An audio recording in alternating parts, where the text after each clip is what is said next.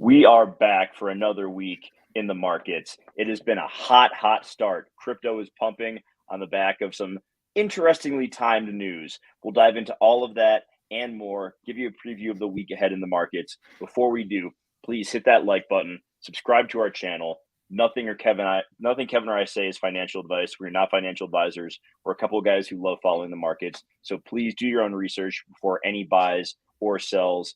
Kevin, we see crypto is pumping. The news out today that we'll discuss is very interestingly timed, like I mentioned before. I know that you're not super enthused about the altcoins right now, but how are you feeling on Tuesday? It's a good start to the week. Where's your head at?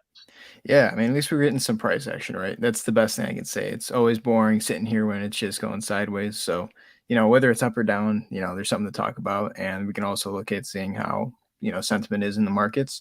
Yeah, I'm not enthused 100%. I'm pretty just looking at this and like, all right, I guess we're ignoring the elephant in the room. For me, that's Bitcoin dominance. We'll take a look at that in a little bit. We'll also take a look at some market caps because this pump today is pretty interesting, and it's going to, explain where some of this money is coming from. But yeah, beginning of the week, Dow opened up 300 lower.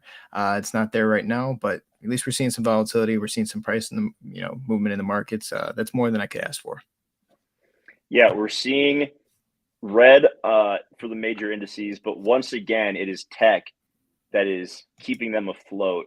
If we look at the big names in tech, Nvidia is up 2%, Apple is up 0.25%, Tesla is up almost 4%. Tesla is now on the year up 170% approximately from its lows. It was $101 on January 6th. It is now $270 a share on June 20th. Absolutely wild the returns you could have gotten. Similar with Meta, it's at 282 now. It was down around 100 last October. So wild time in the market, still everything very heavy on the tech side.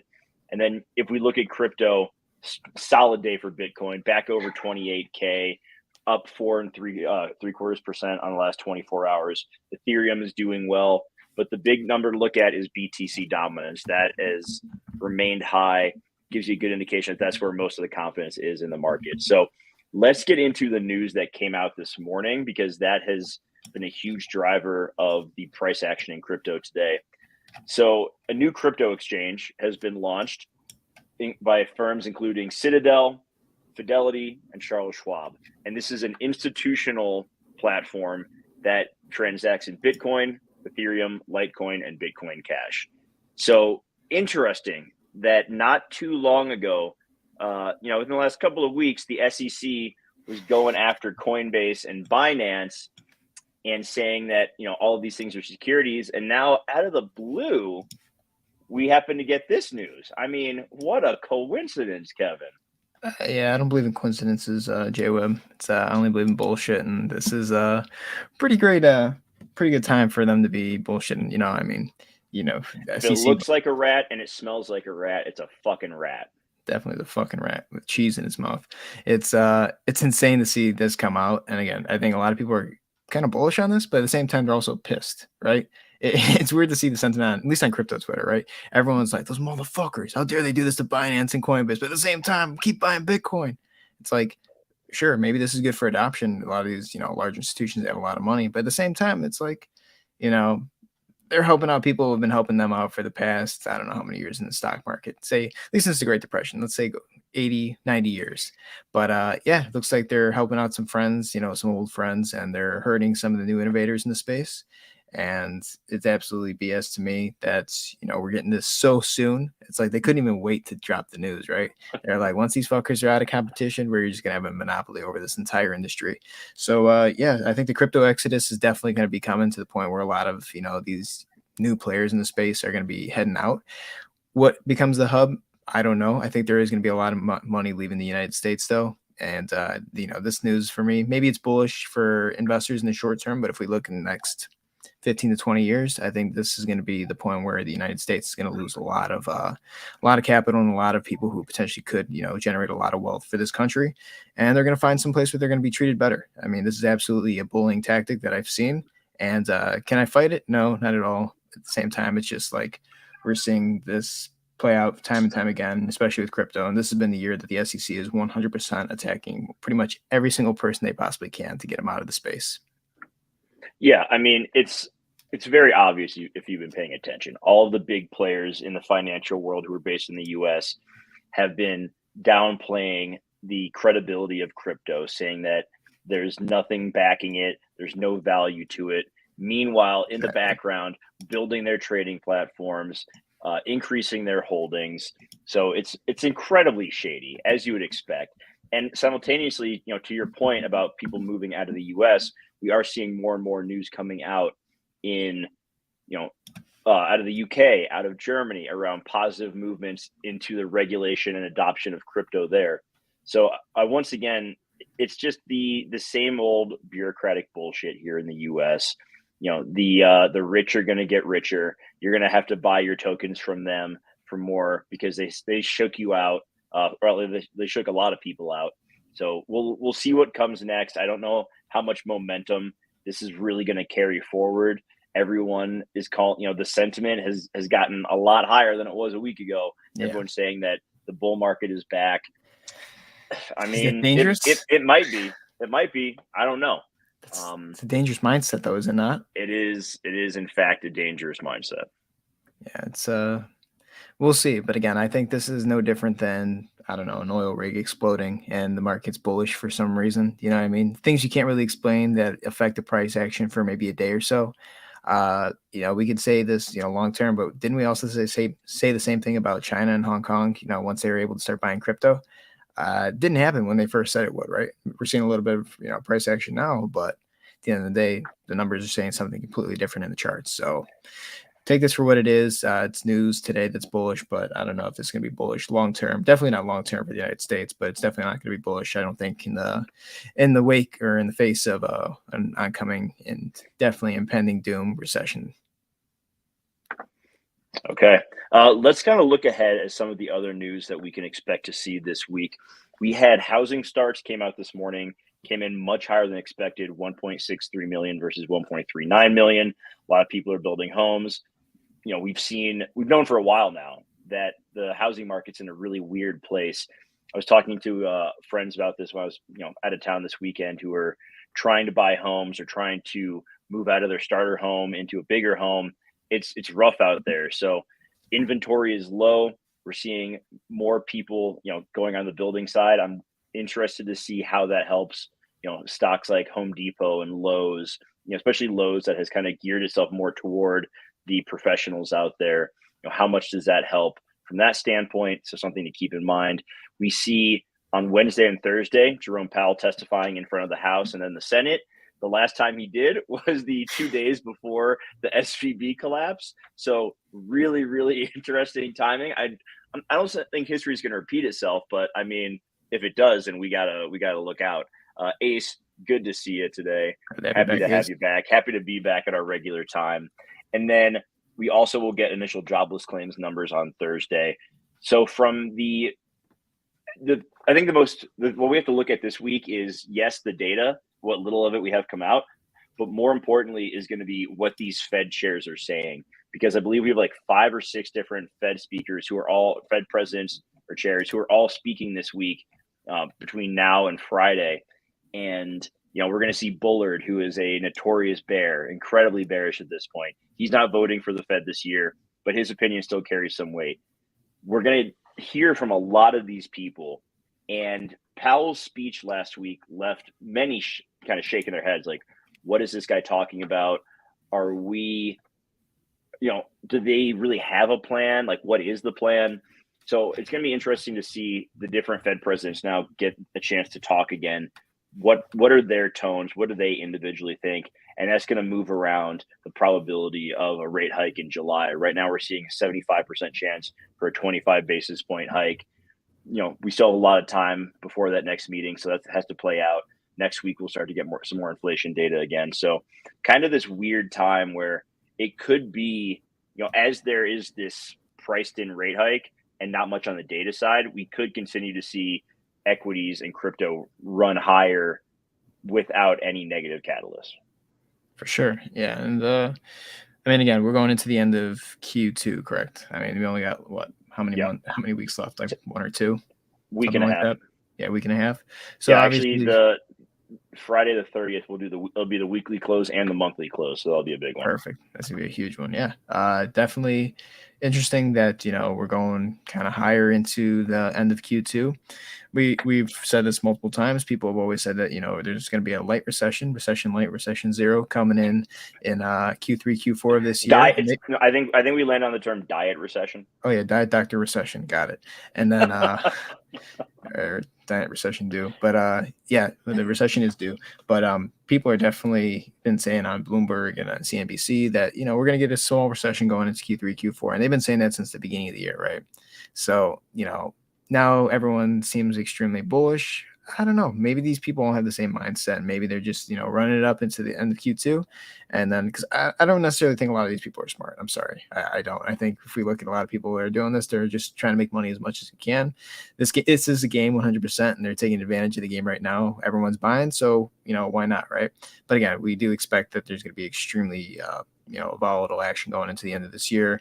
We're overdue for, major price pullback, especially in equities, right? NASDAQ especially.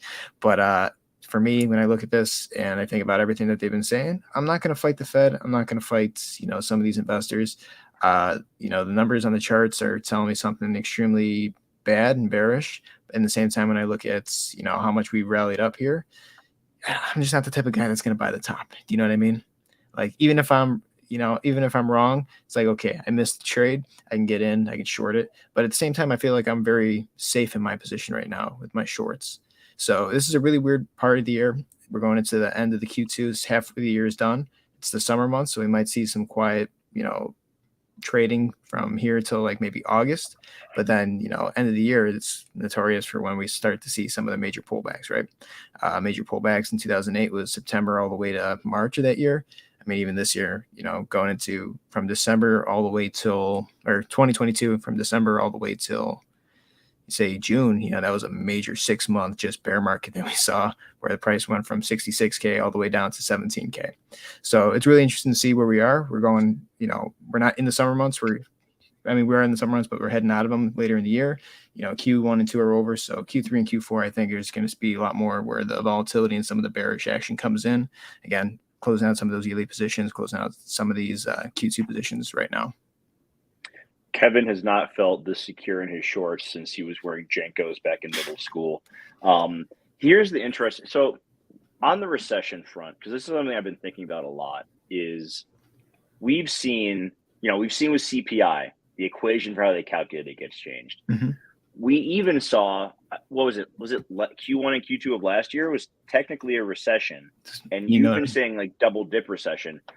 At the same time, I don't even know if on the investing side of it, like we can really rely on the signal of a recession to tell us a goddamn thing. Because, we're heading into an election year. What are they going to do? What kind of weird shit are they going to pull with the numbers to make people believe that the economy is in a better place than it is? So at this point, I don't even know how much credence you can give to that. Now, I may be totally off base because my opinion in the grand scheme of the markets doesn't mean jack shit. But that's just one thing I've been thinking about is, can we see a recession, but some of these other, assets continue to run hot?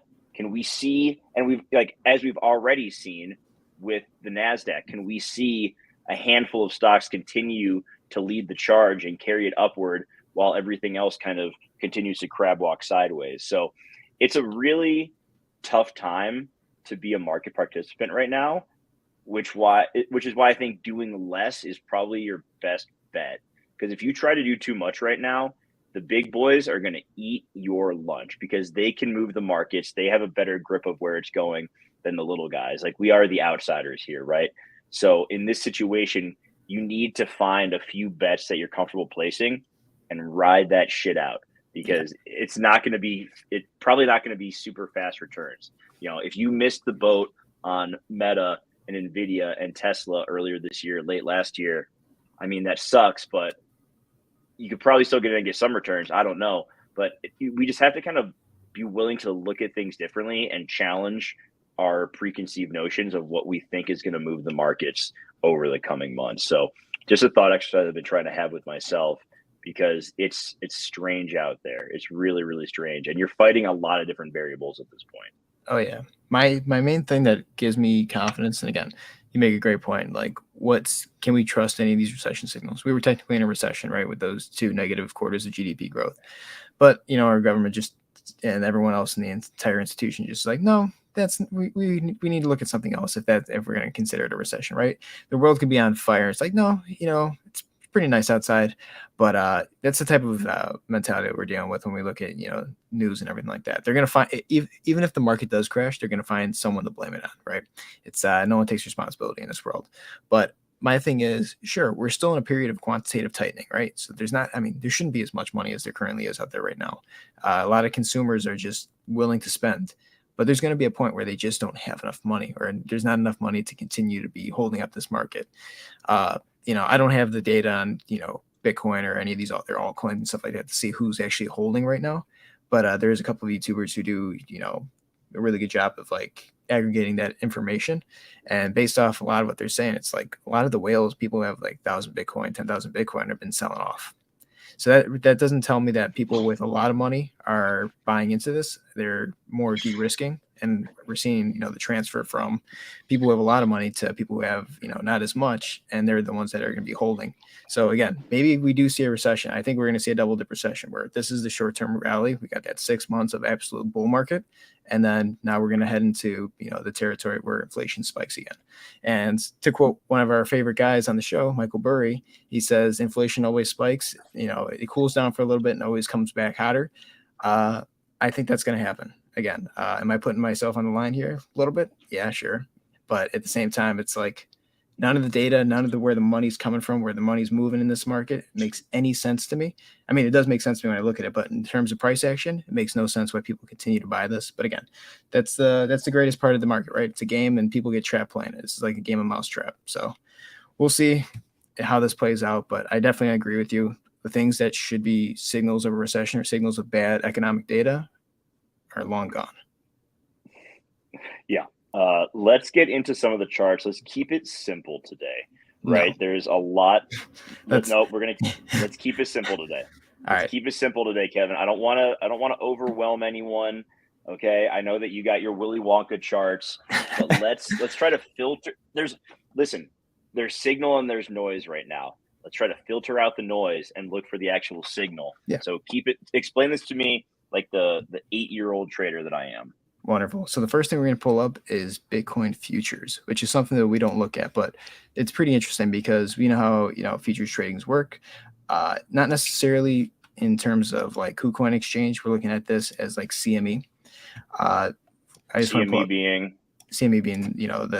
where you trade it. So this is a CME future. So, they offer Bitcoin futures. And the one thing I wanted to point out is, see this gap? We get this on the daily because obviously you can close in one place and then it opens up somewhere else. So these are called CME gaps. Tends to be that these get filled out a lot. So obviously there's one right here, and then this move down here filled it. So we just pull up this. You see it right there. Then, the price eventually went down and corrected it, right? So the one that I'm looking at today, someone pointed this out to me. I was like, oh, that's pretty interesting. Obviously we're down here, and let's see where it is. It might even be on the smaller time frames, but we filled this on this end right here. So we filled this gap that was massive from back in June of 2022. We filled it on this move to 31K, right? So this is something we have to keep in mind, but there is a little bit of a supply zone right here. So I'm not surprised that we're back in this area. This could be an area where we're selling a lot. There's the distribution of people who are buying and selling. People are getting out in that position, trying to break even.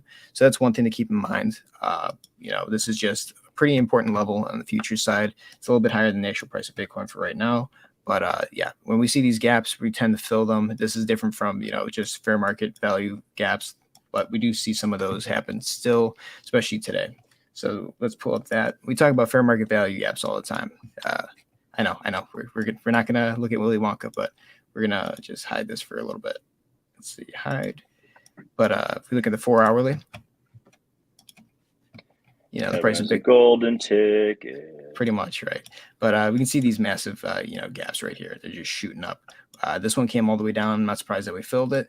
And now we're just filling these, where there's no support underneath them. They just shoot up. They're shooting up. So yeah, the price is shooting up, right? We went all the way up to, what was the height today? Height of 28,140. Interesting. So we shot all the way up there. That hit that CME gap that we saw on that futures contract. So I'm not surprised the price pushed up that way. But we also got above on the day on the 4 hour. Let's pull the daily up. On the daily, broke above the 50, and then obviously we're above this 27,233, which is offering us this level of resistance. But the thing that we have to keep in mind, we are extremely overbought here on the daily. We're at 99 and 95. So, I mean, there's still a little bit room to the upside if we want to. We could say maybe this is a double top here at 28.44. That's possible. But, I'm looking at this right now. Here's our high. Here's a lower high. Here's a lower high. And for the time being, this is a lower high and we're completely overbought. And, we're going to come back down. We're probably going to test this 50 moving average again. If we lose that, we're back in this, channel once again. And likely we're going to be just consolidating in here until we get a break closer to, whatever that channel starts to form like this triangle. Once we get to the point where it's like it has to go up or down, then we're probably going to make a pretty big move. And again, we talk about these gaps. There's a massive one right here. We filled it semi-partially, so I wouldn't be surprised if we come down to test this next one. I don't see us being in a bullish market, despite what the market cap of a lot of these coins have done today. So, when I look at this, I think we're still making lower lows and lower highs. And eventually, I think we are going to see a bullish break. I genuinely do that. Is it this one? I don't know. But if we pull up, let's see. There it is. If we see this, we broke out of this parallel channel. I think that just because we're overbought on the daily, it is going to come back into this channel and we're going to continue trading in it.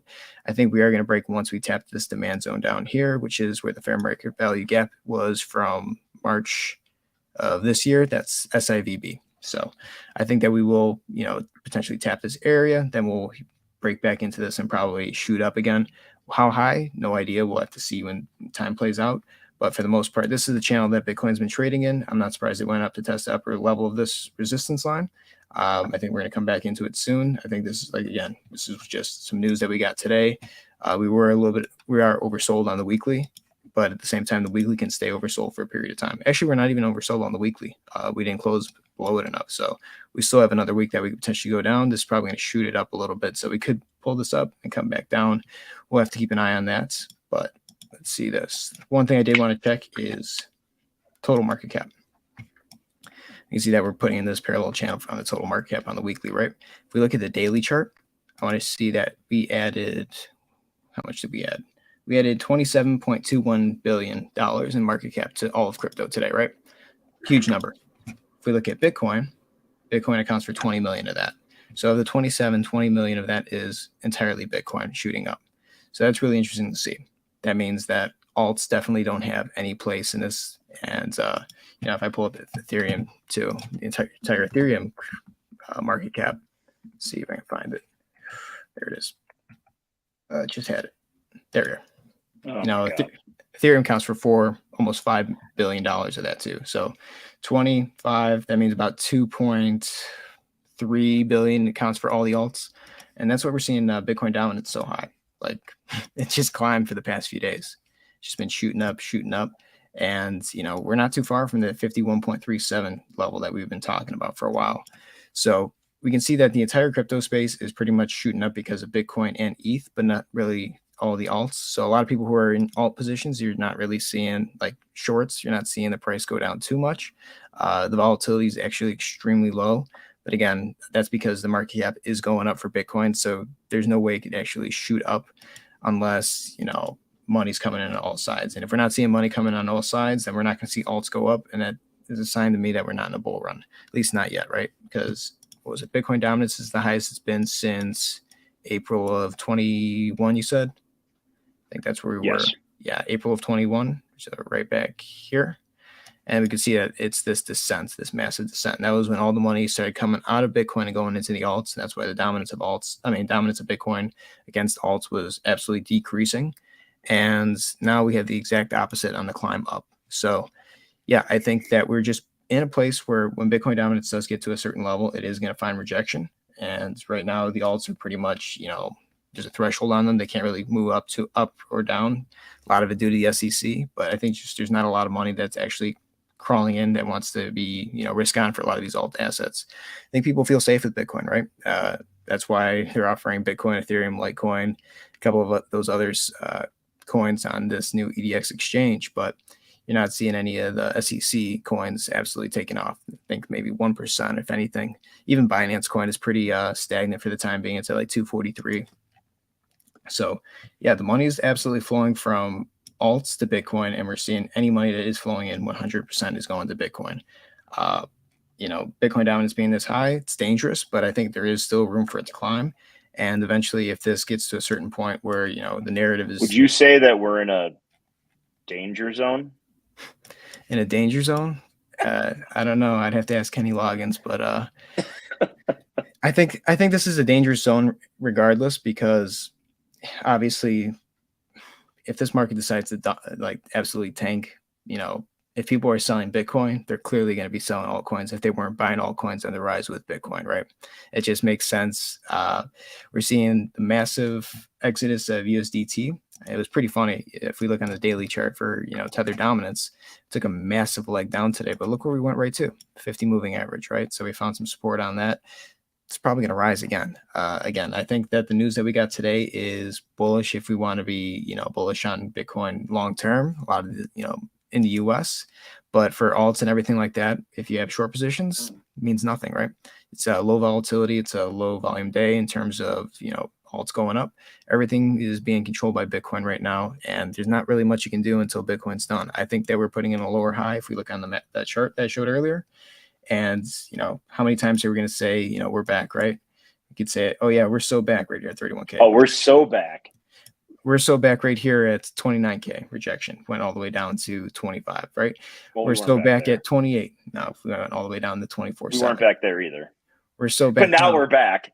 Right. And again, we're above the 50. And here's the 200 here on the daily. We're going to get back into this and we're going to be trading. And then once we drop down here, then I think that's where we're going to find our balance. But again, if we look at the monthly for Bitcoin as well, getting close to extremely overbought, right? The month's almost over. And if we close this month green, 27, 28, it's going to be overbought. And if we're overbought on the monthly, is that necessarily a great place to be long term? Not at all. So that's all I got for the charts. Money's flowing in all directions. So definitely just keep an eye on these market caps.